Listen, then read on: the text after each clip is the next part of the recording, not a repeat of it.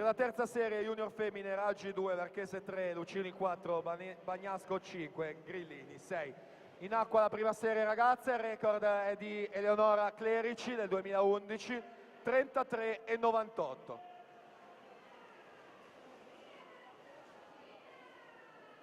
Ilaria Togni, la ritroviamo in corsia 4 per l'Aquatic Center. Alla 5 Arianna Quaini, anche lei Aquatic Center in vantaggio.